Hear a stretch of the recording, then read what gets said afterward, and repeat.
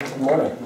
Good morning. I want to talk to you today about how I became a Latin teacher and how I got here to La Lumiere.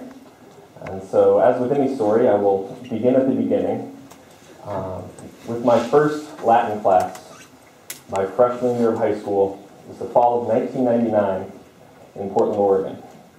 And I'm still not sure what possessed me to choose Latin over another foreign language. I guess it's probably because I'm a nerd. And I liked math and I liked science, and for whatever reason the idea of Latin appealed to me. I'd also heard a lot of great things about the Latin teacher at my high school, who was somewhat of a legend. My freshman year, Mrs. Brown had already been teaching at the high school for over 30 years. She started there when my parents were sophomores. And she was actually retired, but she was still hanging on, teaching 2 sections of Latin, because she knew that if she left, the Latin program was going to die with her. And so, what Mrs. Brown taught her students more than just a lot of Latin was she taught them how to be passionate about a subject. Mrs. Brown loved Latin probably more than anything.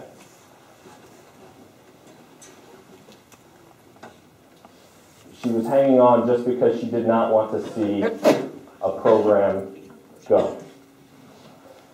After 2 years of Latin in my high school, which was all that was offered, a handful of us wanted to continue for a 3rd year. And so she graciously offered to tutor us after school. But because she was retired, the school district physically limited the number of hours she was allowed to be on campus. So we couldn't meet at the school, and we couldn't meet during school hours. So Mrs. Brown took it upon herself to find a church several blocks away from the school, and we met with her after school several times a week in a church basement to continue with our studies. I think more than anything else, Mrs. Brown's passion for Latin was clear. She exuded it. You didn't take Latin from Mrs. Brown without learning to like it. It simply wasn't an option. That being said, I never gave serious thought to becoming a Latin teacher or even to studying Latin in college. I liked math and I liked science. I took AP biology and chemistry and physics and 2 years of calculus in high school. And I went off to the University of Oregon on a track scholarship to run track and to study human physiology, which I thought fit pretty nicely with my athletic interests. So I got to Oregon and I took Latin again at the University of Oregon as a freshman. It was an easy way simply to complete my language requirement. I knew I was going to get a good grade, and I knew it was a subject that I liked. But still something about it, for whatever reason, didn't stick. Due to a variety of reasons, my coach resigned under some political and administrative turmoil in the athletic department, and running wasn't going particularly well for me, so I decided to move on. During my sophomore year, I transferred to Dartmouth College, where I was still a biology major. I began taking biology classes that were way over my head, and thankfully for the fact that Dartmouth thinks that they're better than everyone else in terms of their language requirements, even though I had taken a year of college Latin and 3 years of high school Latin, I had to take a placement test again just to test out of my language requirement. So here I am, a junior in college, back in the 2nd term of a 2-term sequence of introductory Latin. This is the winter of my junior year. I am 4 terms away from graduating, and here I am back in a class with a bunch of freshmen. At the time, I'm also taking chemistry. And every night, I would sit down, and I would immediately complete my Latin homework. And I would finish, and I would have a smile on my face, which would then immediately go away when I opened my chemistry book. Sorry, Mr. Stead. I would stare at the page, and I could not bring myself to do chemistry. For the first time, I realized how much I loved Latin, and conversely, how much I hated chemistry. Which I never thought would have been the case. At the time, I was also taking a third class. Just by chance, I had signed up for an elective, Introduction to Classics. And in this class, well, the goal of this class was to analyze what the classics mean for us today. To teach us how they're not just 2,000-year-old texts and to study them in their own time period, but to try to gather how can these works of literature impact the decisions we make in our lives today. And so I'll never forget this. It was in a lecture on the Iliad, which I'm sure some of you have read, and if you're a freshman in Western Civ, you're going to start reading it soon. But for those of you who don't know, the Iliad is the story of Achilles, the greatest Greek warrior. And Achilles is mad because he has been dishonored by Agamemnon, another Greek king. And so Achilles refuses to fight in the Trojan War. And accordingly, the Greeks start losing. And they start losing badly. They're driven back to their ships. They have almost lost the war. And so Agamemnon and some of the other Greek leaders form an embassy and go to him and try to get him to start fighting. And Achilles tells them the following. He's received a prophecy from his mother, who's a goddess, a nymph named Thetis. And she has told him that he has a choice.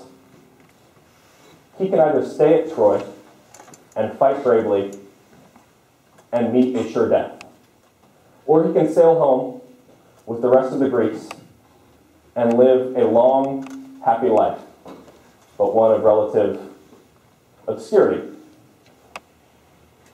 And now, what we're asked to do in this class was to analyze this choice that Achilles was forced to make. Not to determine whether it was right or wrong, but to think about how it might affect the choices that we have to make every day in our own lives. You see, for Achilles, the choice was actually kind of a no-brainer. If you're a Greek, there's this thing called kleos. And kleos is the honor and respect that one gains from glory in battle. And that respect is eternal and everlasting. In short, it's what Achilles gets if he ensures himself if he stays at Troy. He's going to receive kleos. He's going to receive eternal fame. Now, to us, this might seem kind of selfish. Well, hey, he could have a long, happy life if he goes home. He could spend it with his wife, his kids, what have you. Or he can make what seems like a somewhat selfish choice to us to stay and fight and win personal glory. But if you're a Greek, the greatest good, the supreme good in Greek society is kleos. So it's clear from the beginning what Achilles is going to choose. So what we were challenged to do was to determine what is the supreme good, not necessarily in our American society as a whole, but what is the supreme good in our own lives. And I walked out of class that day knowing exactly what I was going to do. In fact, during the middle of the lecture, I decided that all I wanted in life was to be happy. And it was clear to me that Latin made me happy. And pursuing Latin for the rest of my life in whatever fashion would be the way to go. I made a somewhat hesitant phone call to my parents to tell them that I was changing my major in the middle of my junior year, with 4 terms to go. My dad likes to refer to it as the $30,000 phone call. It meant I had to spend a little extra time completing my degree. But they understood, my parents understood that I was serious about this, and they could tell that it was going to truly make me happy. So literally the next day, I changed my major from biology to classics, and I haven't really looked back since. Now, this is not to say that there haven't been setbacks along the way. I graduated with a degree in classics. I stayed for a year and completed a master's degree, at which time I also taught at a small semester boarding school about 25 miles away in the mountains of Vermont. And during this time, my teaching experiences cemented the fact that that is what I wanted to do. After I got my master's degree, I couldn't find a job. Turns out schools don't want to hire people with little to no teaching experience. What do you know? So I was forced to go home. I had to move back to Portland. Here I am, 25 years old, 2 Ivy League degrees, living with my parents, and working as a footwear associate at Dick's Sporting Goods. True story.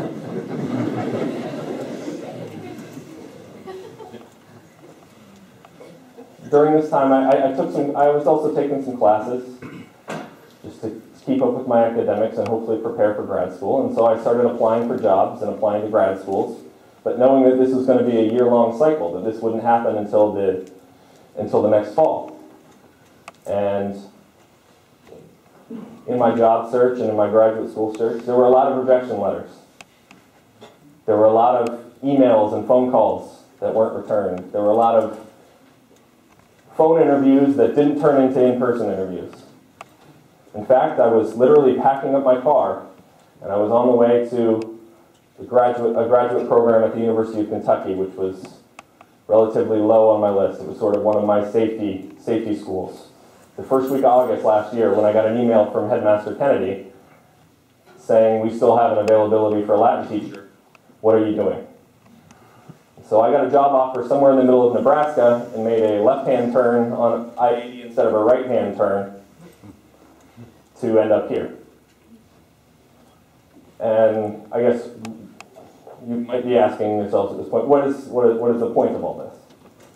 I would say it's 2 things.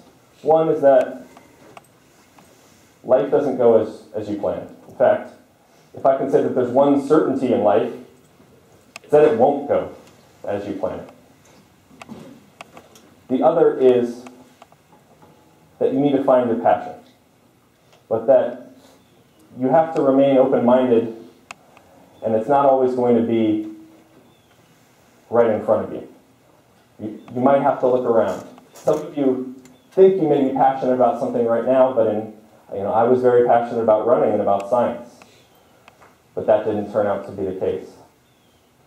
So those of you who think that you know what you want to do in life, that's fantastic, but be prepared that it can change. And those of you who have no idea, that's fantastic as well. It'll probably change 3, 4, 5, 6 times before you find out what it is. But once you find that passion, pursue it relentlessly, and don't accept failure. Thank you.